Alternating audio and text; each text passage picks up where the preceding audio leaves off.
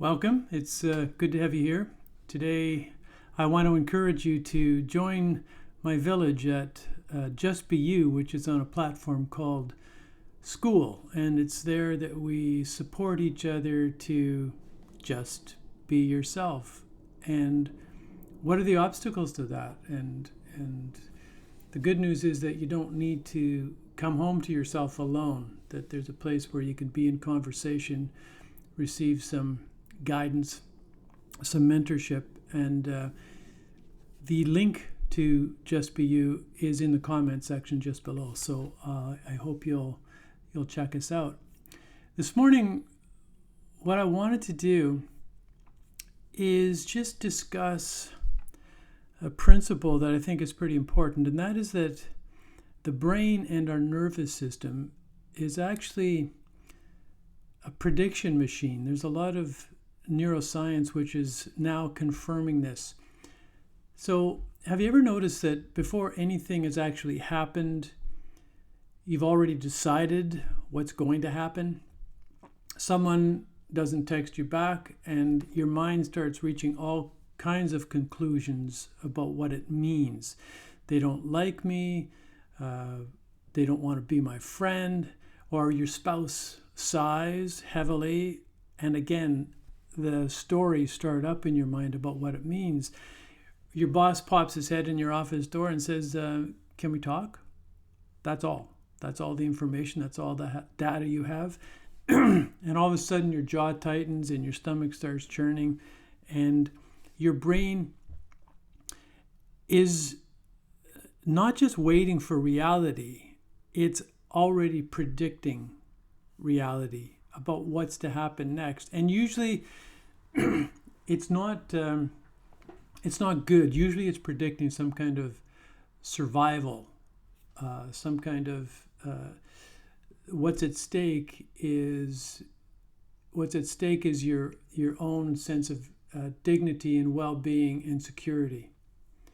So the brain and the nervous system ask the question, based on everything that's happened before in my life, what is it that's most likely to happen now?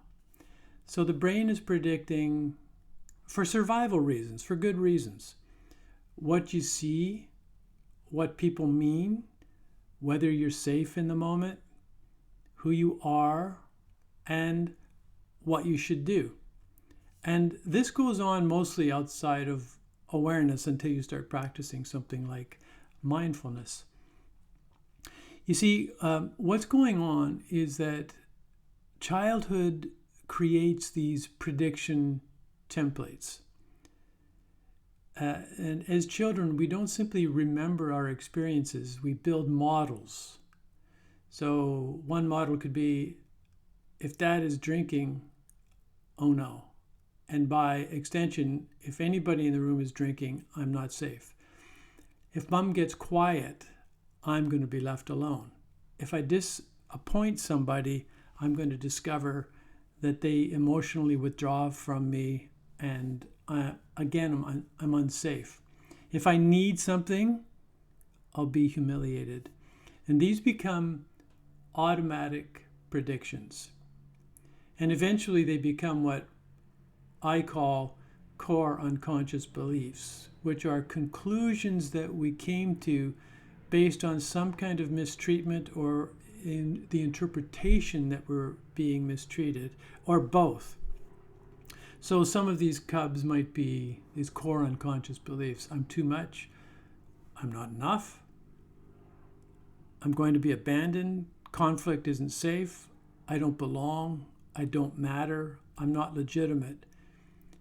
And these are all associated with deep feelings of fear and shame. And so we construct a personality so we don't ever have to feel this again. But the personality we construct is necessarily and intelligently an adaptation. And it's over time we forget that the adaptation is not us. So the nervous system starts to predict outcomes before reality even unfolds, and it limits what we can actually see and experience. And so this explains what's happening when we're triggered. so-called. But the trigger, you see, isn't the problem. The trigger is just new information that's arriving.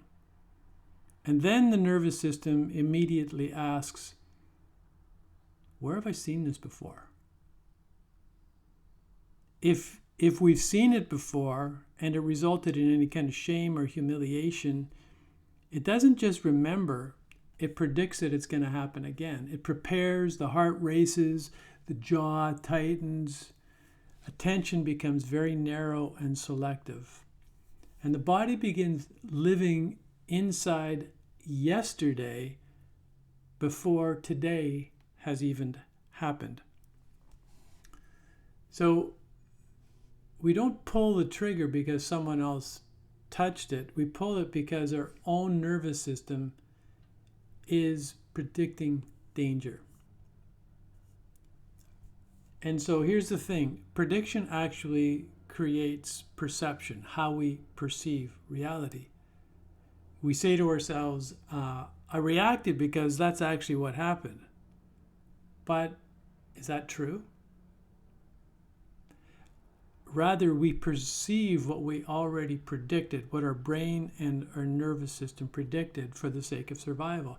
Because two people can be experiencing the same event and one feels totally rejected and another feels merely curious. One gets excited, the same reality, but it's a different prediction and it changes our experience.